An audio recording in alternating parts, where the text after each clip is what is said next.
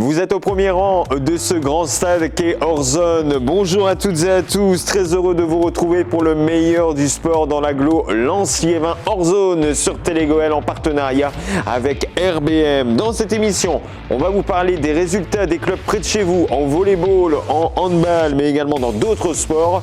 On vous parlera du tournoi international de judo de Arnes. Il revient enfin avec de nombreuses délégations européennes qui vont faire le déplacement et on va en parler avec notre invité du jour. Bonjour Joachim Guffroy. Bonjour Frédéric. Adjoint au sport de la ville de Arnes. Donc merci d'avoir accepté l'invitation. On parlera avec vous du judo club de Arnes. On parlera également de cette compétition qui revient après plusieurs mois, plusieurs semaines d'absence.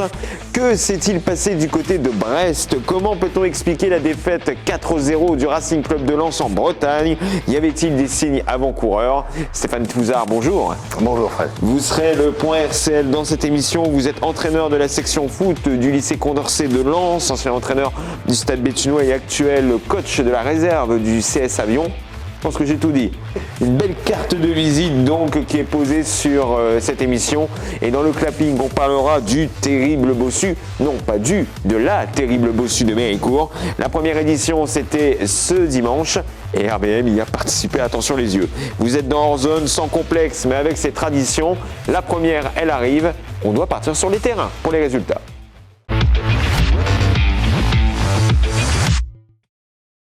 C'est un véritable naufrage pour le Racing Club de Lens. Les joueurs de Francaise se sont inclinés 4-0 sur la pelouse du stade brestois dans un match ayant tourné à l'avantage des rouges et blancs. Ce coup d'arrêt brutal fait reculer les Artésiens au 4e rang de la Ligue 1.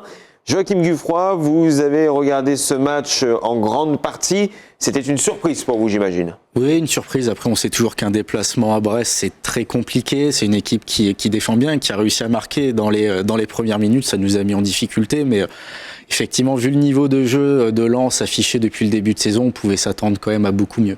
On en parlera plus en détail avec Stéphane Touzard dans le point RCL. Match nul par contre pour la réserve du RC Lens chez le Paris Atlético 0-0. Les jeunes Lensois prolongent leur série de 3 matchs sans défaite après un début de saison très compliqué du côté de la Gaillette. Ils sont toujours en position délicate, ils sont toujours dans la zone rouge à la 14e place. Par contre, l'US Vimy a surpris son monde. Victoire 4-2 face à la réserve de Valenciennes qui était renforcée avec de nombreux professionnels comme Arsène Elogo, Eric Vandenabel et Noah Liberto. Ces deux derniers ont été formés dans le bassin minier. Une victoire obtenue grâce à un quadruplé d'Adam Abedou pour Vimy. Victoire donc 4-2. Vimy est 10e de National 3. En régional, le Sangoël prend un nouveau carton et s'incline 10-0 sur sa pelouse contre l'Ambre-les-Doués. Neulémine s'incline également 2-1 face à Saint-André. Avion fait match nul contre l'Imbre, 1-1. Bully-les-Mines fait sa loi 3-0 contre la B de l'Olympique Marc-en-Barœul. Le Liévin Diana tombe 3-0 face à Rheims. Enfin, en R3, Billy-Montigny partage les points avec Vingles, 2-2, et Arnes bat Bézieux 2-1. Stéphane Touzard, vous connaissez ce bassin minier, vous connaissez le football dans le secteur. Est-ce qu'il y a une équipe régionale ou même départementale qui vous surprend en ce début de saison 2021-2022 Je ne sais pas trop parce que je suis pas de tous les championnats. Je pense que Vimy est quand même, on va dire l'équipe phare en ce moment. Il faut vraiment que on arrive dans ce bassin minier à avoir des têtes d'affiche comme ça. C'est important d'avoir des clubs de ce niveau-là qui jouent et qui se maintiennent et qui proposent quelque chose. Et effectivement, je pense qu'il y a plusieurs clubs dans ce style-là qui mériteraient d'être à un niveau un peu plus élevé. Mais comme on le sait, le département, la région, c'est très dense au niveau des équipes. Il y a beaucoup d'équipes très proches les unes des autres au niveau géographique et du coup, on n'a pas vraiment de force en présence. Mais bon, des équipes qui me surprennent, non pas vraiment, c'est dans la lignée de ce qu'elles font habituellement. Donc toutes les équipes qui sont à leur niveau méritent d'y être et peut-être un peu plus.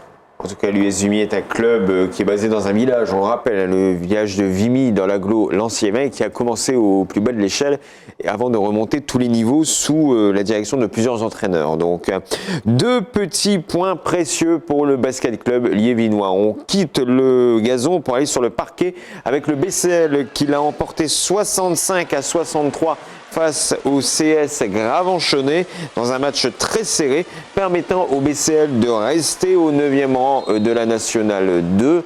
Le BCL donc continue son championnat, le BCL est toujours un peu dans la difficulté mais le BCL arrive à s'en sortir récupérant plusieurs joueurs qui étaient blessés en début de saison.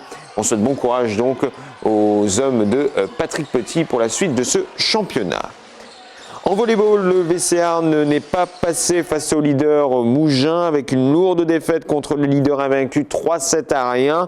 Et malheureusement, le VC Arnes a perdu l'une de ses plus grandes joueuses, à savoir Stéphanie Fotso-Mugung, qui a été blessée pendant ce match. Elle sera sur la touche pendant plusieurs jours. Par contre, les mecs du Arnes Volleyball se baladent 3-1 contre Saint-Brieuc. Une victoire donc qui fait du bien. Et il faut préciser que les 2 équipes de Arnes en volleyball sont 3e de leur poule. J'imagine pour Joachim Guffroy, adjoint au sport de cette même ville de Arnes, c'est une grande fierté. Grande fierté, et puis au moins les objectifs sont respectés de part et d'autre pour l'instant, tant pour le VCH que le HVB qui sont en position de force pour atteindre les playoffs à la fin de la saison régulière. Donc oui, très satisfait. Est-ce que ces 2 équipes peuvent imaginer une promotion, peuvent imaginer le niveau au-dessus, peut-être avec le soutien de la municipalité ? Alors, on peut tout imaginer. Ce qu'il faut savoir, c'est que dans le volleyball, comme dans le handball d'ailleurs, pour pouvoir monter, il faut cocher une case en début de saison. Et avec cette case, vous devez remplir un certain nombre de normes et respecter un cahier des charges, notamment d'avoir un certain nombre de contrats professionnels, ce qui n'est aujourd'hui pas le cas des 2 équipes. Et c'est encore plus admirable de ce fait d'être à ce niveau-là, c'est que nous, on n'a pas les contrats pro que d'autres clubs comme Mougins qu'on a affrontés peuvent avoir, et malgré tout, on arrive à se battre quasiment à armes égales contre elles. Mais dans les années à venir, oui, c'est pas exclu qu'un club arnésien arrive à accéder, en tout cas au plus haut niveau, pour le volley féminin et voir la Pro B pour le volley masculin. On précise que les filles du VCH ont perdu vraiment sur des scores très serrés, 25-21, 25-19, il y a très peu d'écart. Ce n'est pas une déroute pour les filles d'Émilie Hipp. Et on termine avec les filles en volleyball à Liévin, donc le VC Liévin en N3 qui n'a pas réussi à créer de miracle. Une défaite 3-0 contre le SC Nord parisien. L'entraîneur Karim Dadou était notre invité la semaine dernière dans Hors Zone. Enfin en waterpolo, là vous allez être content, Joachim Guffroy. Beau carton du club de Arnes qui s'est imposé 26 buts à 11 face à Choisy-le-Roi dans un match, on va le dire, à sens unique. Là aussi, Joachim Guffroy, je pense que c'est une belle fierté pour la municipalité de Arnes d'avoir une équipe à ce niveau. Mais il faut préciser que le waterpolo au niveau de l'élite du waterpolo en France, c'est encore un peu compliqué. Oui, c'est encore un peu compliqué, mais effectivement, je suis très fier et même très surpris malgré tout, parce que d'habitude, on se situe plutôt dans le ventre mou. On est très éloigné de la zone de relégation, mais on est loin d'être parmi les premiers. Et pour l'instant, sur cette saison, on est quand même deuxième. Avec une seule défaite au compteur, et puis toujours des victoires sur des scores assez larges. Et donc ça fait extrêmement plaisir. Est-ce que vous regardez d'autres sports, Stéphane Touzard ? Qu'est-ce que vous regardez par exemple ? Le rugby. Enfin, tout ce que je peux regarder à la télé, je regarde en général. Mais le rugby, c'est vraiment quelque chose que je regarde volontiers. Peut-être même avant un match de foot, je préfère. Donc vous avez vu la victoire du 15 de France contre les All Blacks. Ouais. Et je pense que ça fait plaisir. Ça... Ouais, je pourrais le revoir d'ailleurs, parce que ça ne me dérange pas. On va demander aux équipes même en connaissant le score. D'accord, bon, on va demander si vous voulez aux équipes de Télégoël s'ils peuvent pendant la pause diffuser quelques extraits du match France-Nouvelle-Zélande. En attendant le rugby, Stéphane Touzard, je vais vous montrer un peu comme le rugby, des hommes et des femmes qui se battent dans la boue. Ce n'est pas à Paris, c'est à Méricourt. C'était la terrible Bossu et c'est dans le clapping.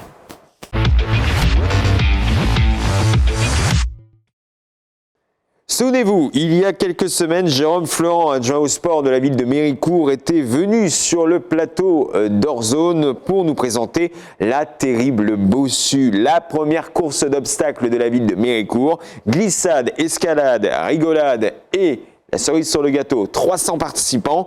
On regarde ces images donc qui nous ont été fournies par Florent Ledemazel et Flavio Spatafora avec les commentaires de Christophe Billoir pour Télégoël.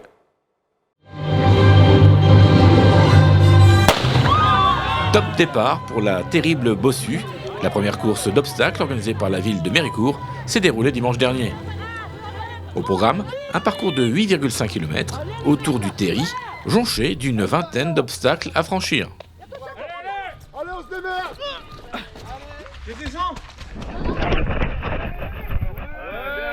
nickel ça. Objectif, passer la ligne d'arrivée et prendre un maximum de plaisir. Pas de chrono, pas de classement. Si le principe est simple, la réalisation l'est un peu moins, surtout quand la pluie s'invite dans la partie.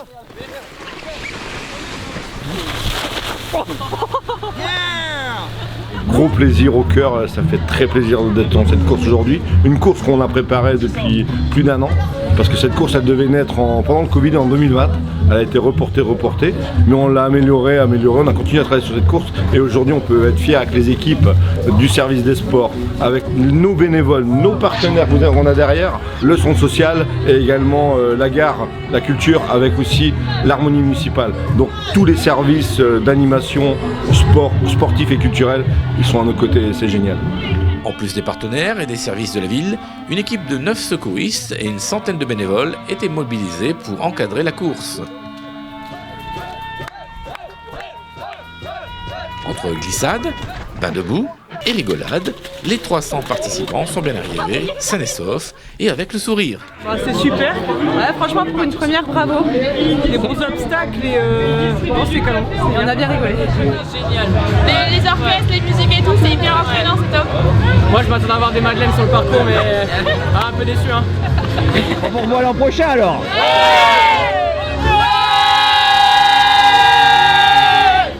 Une belle réussite pour la ville. La prochaine édition est d'ores et déjà envisagée, mais avec d'autres ambitions. Plus de monde sûr, parce qu'on voudrait monter à 500, parce qu'on a refusé des gens, on voudrait monter, voire doubler le chiffre. Mais on voudrait même que cette course s'inscrive dans la région et qu'on soit incontournable à Méricourt. La terrible bossu de Méricourt doit devenir une course incontournable dans la région.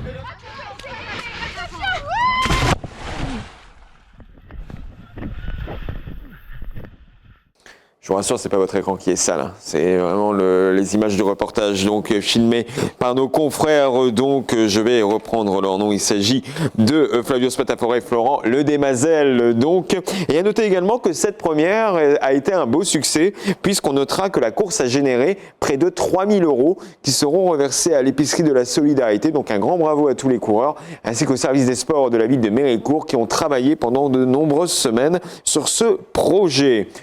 Ça vous convainc de participer, Stéphane Touzard? Ah, ça peut être intéressant, ouais. Vous avez déjà participé à des courses de ce genre? Non, j'ai déjà fait quelques courses sur du plat, mais pas dans ce genre-là, pas dans cet esprit-là. 5 km, 10 km, mais ça me tente quand même, ouais. Bah, il faut s'inscrire l'année prochaine. Bien cramponné peut-être, hein, comme un footballeur, mais... Oui. On vous donnera un t-shirt Télégoël pour bien représenter la famille. Joachim Guffroy, est-ce que ça vous tente? Est-ce que ça existe, ce genre de manifestation sur Arnes? Non, ça n'existe pas et je pense que ça n'a pas lieu d'exister parce que c'est une très belle initiative qui est portée par la ville de Méricourt et je pense que justement pour que ça puisse continuer à se développer comme ils le veulent, il faut que ça reste unique en son genre, mais vraiment c'est extrêmement bien. Je ne vais pas dire que ça me plairait d'y participer, mais ça me plairait d'y assister et de regarder comment ça se passe. C'est vraiment impressionnant. Il n'y a pas de course extrême du côté de Arnes. Par contre, il y a un tournoi international de judo qui aura lieu ce week-end. Donc, c'est mis en place par le club de judo de la ville de Arnes et c'est soutenu par la mairie. On en parle dans l'invité d'Orzone.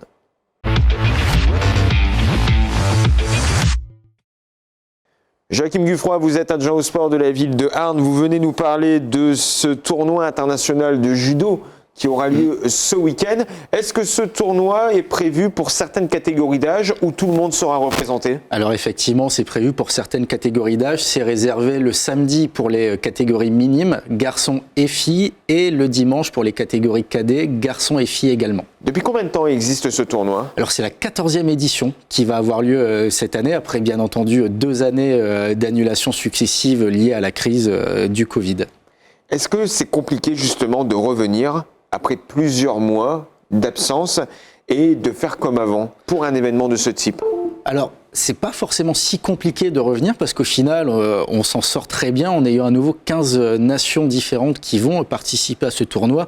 On était grosso modo entre 18 et 20 sur la période d'avant Covid. Donc on retrouve des normes plutôt correctes. On sera entre 1200 et 1400 judokas qui seront présents tout le week-end sur les tatamis. Maintenant, l'organisation en soi, on le verra le jour J sur le terrain, sur les tatamis, pour voir si tout se passe bien sur l'ensemble des contrôles, l'ensemble du respect du pass sanitaire et des normes sanitaires en vigueur pour que ça se passe le mieux possible face à la recrudescence en plus du Covid sur le territoire. Le pass sanitaire sera obligatoire, j'imagine. Pass sanitaire obligatoire, et pour la compétition, on a rendu également le masque obligatoire. Étant donné qu'on a beaucoup de nations différentes qui viennent, mais aussi nos amis des Dom-Tom qui seront présents et qui sont particulièrement touchés par le Covid, la sécurité sera au maximum, et on impose le port du masque en plus de la présentation de ce pass sanitaire. Est-ce que le tournoi international de Arnes peut révéler de grands judokas? Est-ce que de grands judokas qu'on a connus aujourd'hui sont passés par Arnes et se sont révélés? Alors, on n'a pas eu Teddy Riner, malheureusement, mais sur la dernière édition, le club avait sorti un petit livret qui reprenait les noms de judokas qui avaient gagné le tournoi international de Arnes pour voir ce qu'ils étaient devenus. Et dedans, on avait des champions olympiques, des champions du monde, des champions d'Europe. Et on a bon espoir de voir au final, en 2024, à Paris, des judokas, français ou étrangers, qui sont passés par Arnes et qui vont gagner la médaille d'or sur leur catégorie de poids au JO de Paris. J'imagine que cet événement s'emboîte bien dans Arnes 2024 et la base avant pour les Jeux Olympiques. Exactement, oui, ça montre et ça démontre tout le savoir-faire qu'a la ville de Arnes en partenariat avec ses clubs pour organiser des compétitions internationales de haute qualité. Il faut savoir que c'est le premier tournoi de catégorie jeune en France qui est organisé, labellisé A Excellence. On était en concurrence sur ce niveau Excellence avec Marseille et Dijon. C'est pas rien pour une ville comme Arnes de 10 000 habitants de rivaliser avec de telles villes. Donc oui, c'est une belle aubaine pour porter à nouveau cette candidature de Arnes 2024. L'entrée est gratuite? L'entrée est gratuite, oui. Pas besoin de réservation? Aucune réservation, vous venez, ça commence à partir de 9h. Où se dérouleront les combats? Alors, à la salle régionale Maréchal de Arnes, où ont lieu habituellement les matchs de volley. La salle est transformée intégralement, vous verrez, c'est impressionnant. Dernière question pour vous, Joachim Guffroy. Comment se prépare la ville de Arnes dans le cadre justement des JO 2024? Est-ce qu'on sait déjà si des délégations internationales d'autres sports seront présentes sur la ville dans les prochaines semaines, dans les prochains mois, peut-être pour des préparations ou des matchs amicaux? Alors c'est encore trop tôt, bien entendu, pour le dire. On sort tout juste des JO de Tokyo. Les fédérations internationales se remettent au travail et vont préparer d'abord les différentes échéances à venir, leurs championnats du monde, leurs championnats continentaux. Mais on a bon espoir que d'ici 2023, on ait une prise de position de certaines fédérations. Et le travail qu'on fait, nous notamment, c'est de continuer à recevoir, via nos partenariats avec la Fédération française de volleyball, les équipes de France féminines de volleyball et les équipes de France paralympiques masculines et féminines qui ont leur lieu habituel de travail chez nous, parce que c'est à partir de là qu'on pourra contacter d'autres fédérations qui seront à même de venir en 2024 se préparer chez nous. Le tournoi international de judo de Arnes, c'est ce samedi et ce dimanche à la salle Maréchal, donc n'hésitez pas à y aller, c'est totalement gratuit et en plus vous allez peut-être, je dis bien peut-être, côtoyer la crème du judo dans quelques années. Des champions olympiques, européens et mondiaux se sont déjà présentés à Arnes. Donc voilà, vous allez peut-être pouvoir, non pas les toucher, mais les approcher et les voir surtout à l'œuvre. Joachim Guffroy, merci beaucoup. Merci à vous. Adjoint au sport de la ville de Arnes. Et si vous voulez savoir toute l'actualité de la ville de Arnes, ça se passe sur Facebook. Vous tapez Arnes et voilà, vous tombez sur le Facebook. En plus, je crois que Arnes s'est lancé sur plein de réseaux ces derniers jours. Oui, on est également sur Instagram. On a également une application mobile qui permet de recevoir des notifications qui nous informent notamment de la tenue de ce tournoi international. Donc n'hésitez pas. Merci à vous. La défaite du Racing Club de Lens est tombée en notification sur tous les téléphones des supporters du Racing Club de Lens. Comment analyser cette défaite 4-1 face au Stade Brestois? C'est dans le point RCL avec Stéphane Touzard. « 4-0, une défaite qui fait mal et une 4e place au championnat de France de Ligue 1. Le Racing Club de Lens tombe de haut après cette défaite en Bretagne. Stéphane Touzard, rebonjour. Rebonjour. Ce match, vous l'avez vu. Comment on peut analyser une telle défaite pour une équipe qu'on pensait si organisée ? Ben, c'est l'histoire d'un match en fait. C'est malheureusement ce qui peut arriver. Et ce qu'on oublie un petit peu trop en tant que spectateur et supporter, c'est que des fois il y a des grains de sable. Là, c'est pas un grain de sable, c'est un gros grain de sable. C'est une catastrophe, hein, mais bon, je pense quand même que les staffs envisagent des scénarios avant les matchs, les préparent même pendant la semaine, et je pense que prendre un but rapidement avait été envisagé par le coach. On a vu la réaction tout de suite des joueurs, et il s'en faut pas grand-chose quand même pour qu'on arrive à revenir dans la partie. Malheureusement, c'est un petit peu de maladresse, de malchance, qu'on avait peut-être sur les matchs auparavant et qui nous ont fait peut-être débloquer des situations.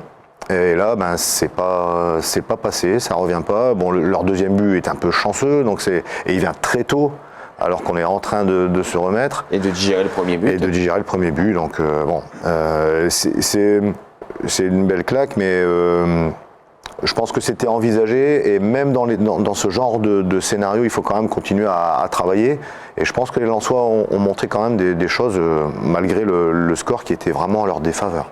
Ils vont continuer à travailler, mais surtout, l'entraîneur Franck Keys va les faire travailler. Ce dernier s'est exprimé mercredi en conférence de presse du côté de la Gaillette. Et le moins que l'on puisse dire, c'est qu'il n'est pas content. Ce sont des images télégoël de Flavio Spatafora. C'est d'abord une voie de déception. Comme je vous l'ai dit, j'ai pas aimé. Et quand je revois en vidéo tranquillement le lendemain le match, on est loin de ce qu'on doit donner, au-delà du résultat, parce que je sais qu'à la mi-temps, c'est nous, on a 5 occasions et ils en ont 3 et ça fait 3-0 pour eux. Donc au-delà de ces faits-là, au-delà des stats qui auraient pu nous permettre d'avoir un score beaucoup plus serré à la pause, mais je pense qu'on n'a pas fait sur 20 minutes, notre intensité défensive, quand je parle de l'intensité défensive, ça commence par la première ligne offensive. On était loin du compte. Voilà, on a laissé trop de latitude.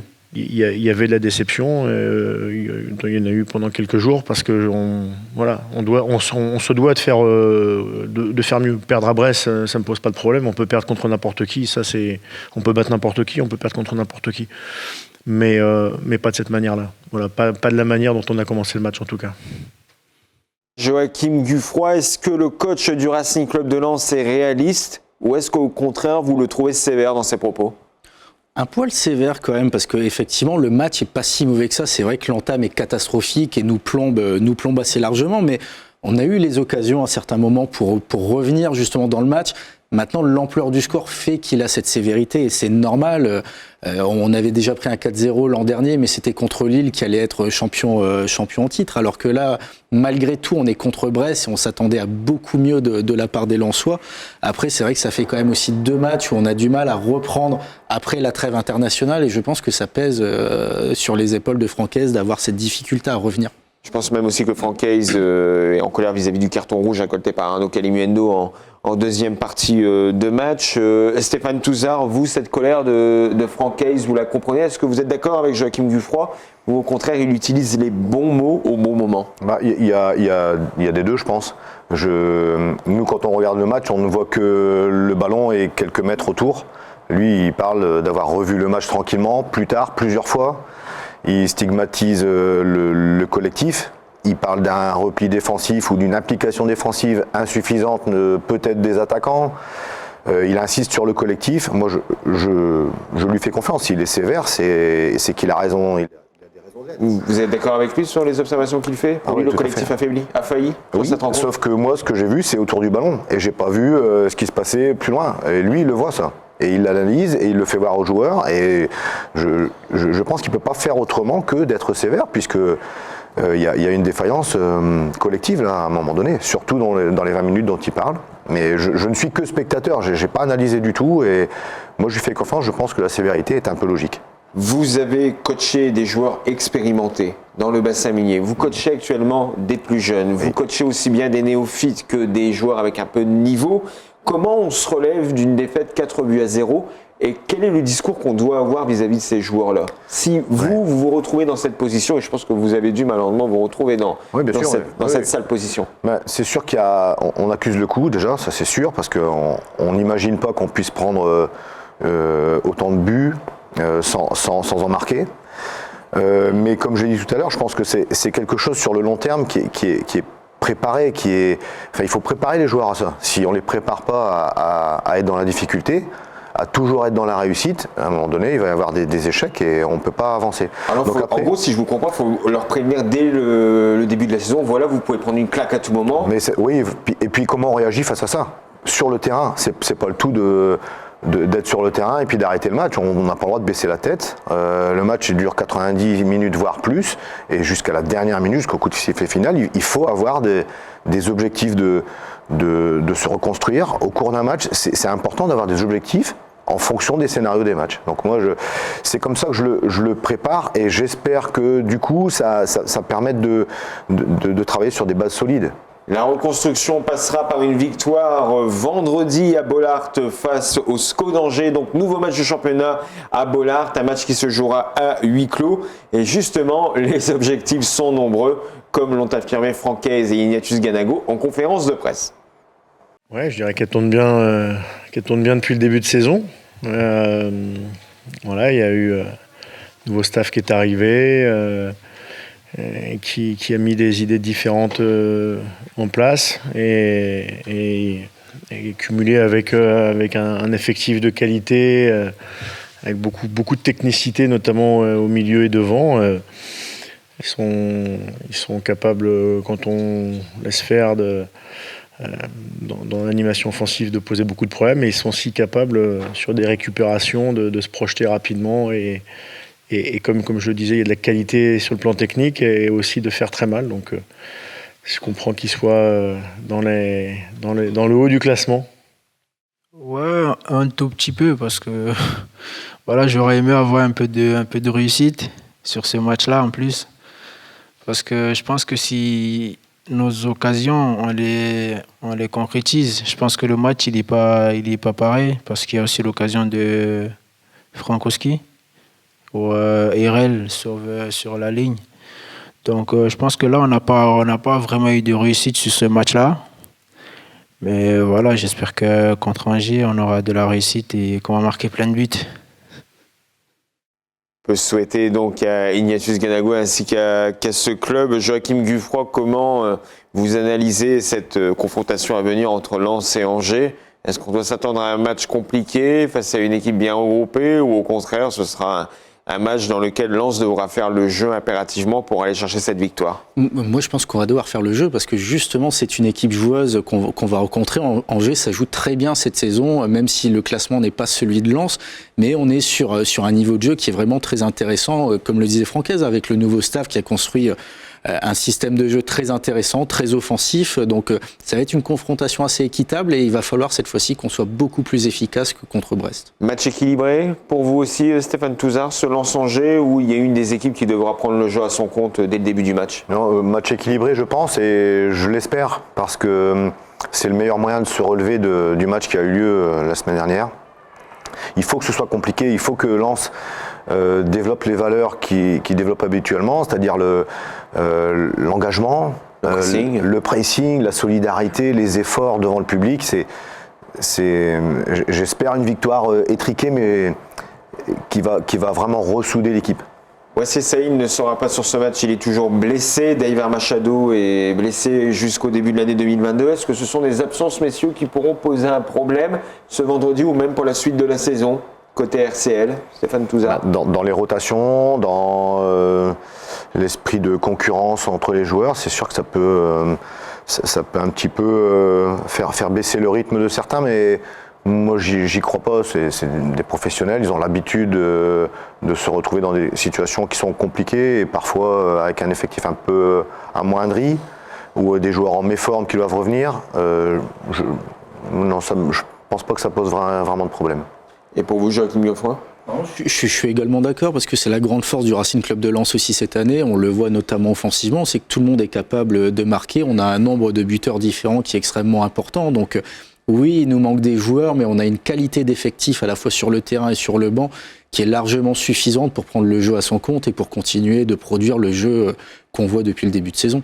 Lens-Angers, ce sera donc ce vendredi soir à partir de 21h au Stade Bollard. Ce n'est pas la peine de réserver votre place, il n'y en a plus. Le match est à guichet fermé, mais vous pourrez le suivre sur vos canaux de communication et bien sûr sur RBM à partir de 20h45. Messieurs, vous restez avec nous. On va tout de suite ouvrir l'agenda des matchs dans le bassin minier.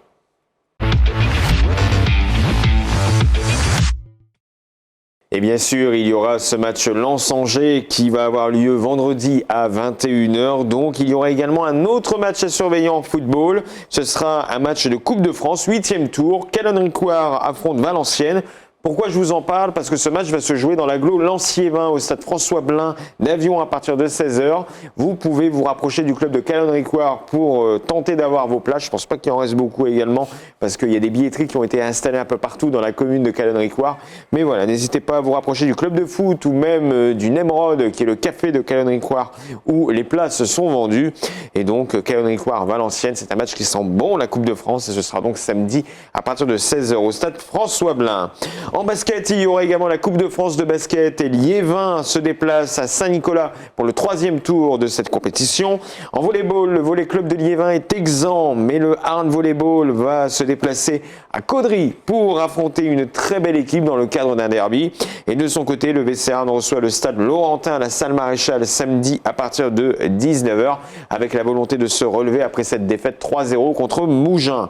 En handball, Buis-les-Mines se déplace à Nantes. Les carabiniers de Billy-Montigny affrontent Saint-Privé-Olivet à la salle Othello-Trony samedi à partir de 20h30. Et enfin, les handballeuses de Arnes se déplacent à Alfortville, comme me l'a soufflé Joachim Dufroy juste avant l'agenda. Et si vous voulez découvrir un autre sport, parce que tout à l'heure on a parlé rugby, mais je ne sais pas si Stéphane Touzard aime le billard. Ah bah, ça fait longtemps que j'ai pas joué. Mais... Ah bah voilà. Eh bien écoutez, en association avec la Fédération française de billard et Décathlon, eh bien il y a le club de billard de Fouquier-les-Lances, le BC Fouquier-Roy, qui organise les vendredis 3 et samedi 4 décembre une démonstration sur un billard 8 poules dans le magasin Décathlon des Nains-Beaumont. Les joueurs du club seront présents, tout comme les dirigeants, pour tenter de vous convaincre de vous initier à ce sport. En plus, le billard est un club qui est en train un peu de monter dans le bassin minier. Il y a de plus en plus d'adhérents, notamment des jeunes adhérents. On vous en a parlé notamment la semaine dernière dans Hors Zone avec le clapping sur le billard club de Billy-Montigny.